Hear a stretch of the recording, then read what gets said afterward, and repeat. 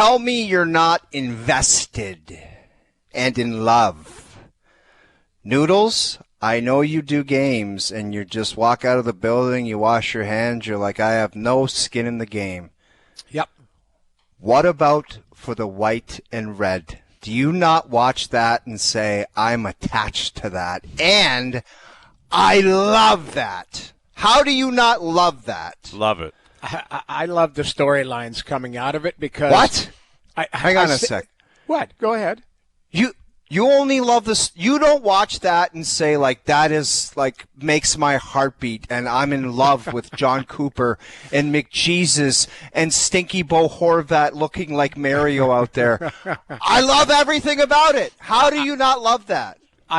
You know what? I said to a friend before the game started, I said, I'm worried about the storyline is just goaltending. You know, if Binnington has a slow start. But how do you not like Binner right now? Well, the glove today. save, the 10th save of the game, the glove save in the first period where he reaches back like dynamite. Great save. You know, I think they would have won. Or no, not think. I know they would have won regardless.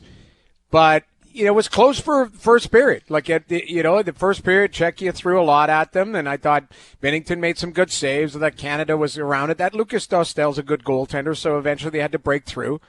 But I got excited. Celebrini scoring I thought was really cool. You know, the first goal of the tournament.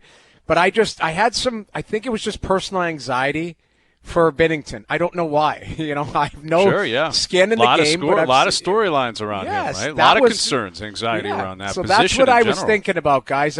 And then, you know, watching the game, you're like, I went for lunch with a few buddies, and we were watching it on the screen there.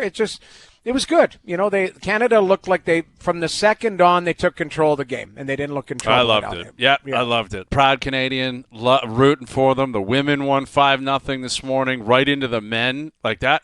Aggregate score 10-0 over the course of about 4 hours. 4 hours and 25 minutes. It was a beautiful baton pass, right? The women said, let us dust the Finns, which they did, and hand it right over the men. And you could tell they were just ready to rock. I mean, that's the thing, a body language. What about McJesus trucking someone behind the net? I've never seen him throw a hit that big. Do you know how many times I've talked to Duthie in the pregame, and I'm like, it'd be great if and I'm not trying to crap on Matthews, but it would be great if Matthews just truck somebody right off the hop and set the tone and drop the hammer.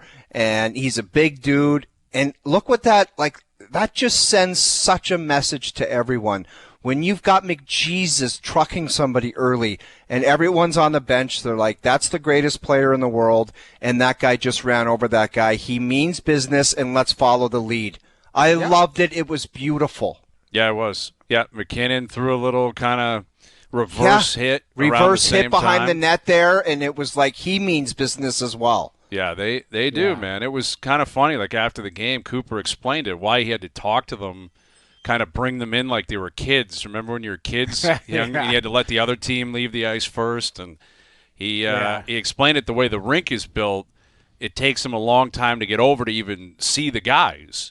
So, you know, if it takes them 25 minutes to get over there, they've showered, they're doing their media, they're getting out of there. So I think that's going to be standard procedure. Win or lose, Cooper's going to call him in and kind of give him his post-game chat. And I found that, you know, again, somewhat interesting, like body language and just trying to get a read on where their head's at. And it's not surprising. Every team's in the game. Czechia was ready to play. The Americans are playing now. Latvia, everyone's ready to play. But even after winning 5-0, it was like Cooper was not there to joke around, not laughing about anything. All business, right? All business. Let's get the record straight. This is the start. And, you know, there's a football element to it, right? We always talk about overreaction Monday. Sure. There's a chance for overreaction Thursday afternoon.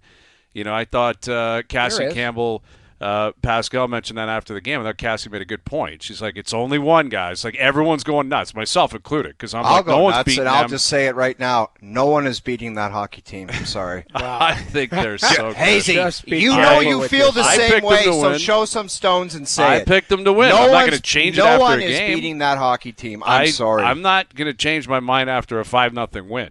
I thought they'd win gold. I've always said that for years. I know, but are you it. willing to just make a statement and say no one's touching that team? Because I believe that is the case. You're not beating that team, man. I think, let's be clear here. The way the sport works, a goalie that stands on his head can beat anybody. Yes. So could they get into a gold medal game where Hellebuck has the game of his life and they lose 3-2? Yeah. Like that could happen. It obviously could happen. Do I think they're the best team? Yes, I do. Now, the Americans are just going, and the Americans on paper are a great team, and I think in practice they'll be a great team. I think Sweden's going to be a good team. I think Finland, regardless of what happened yesterday, is going to be a team to be reckoned with. Czechia, though, they got some good players. Pasternak did nothing today, and I think that was just Canada kind of pushed them out. Nate just had a couple of sneaky plays with the puck, but really wasn't much of a factor either. Their depth got challenged. That's Big what it time. was. Big time. I think there's a lot of countries that feel that they can have one really good line, and then after there's a drop-off. I'll give you an example. Germany. Germany's got Draisaitl, Stützle, and Seider.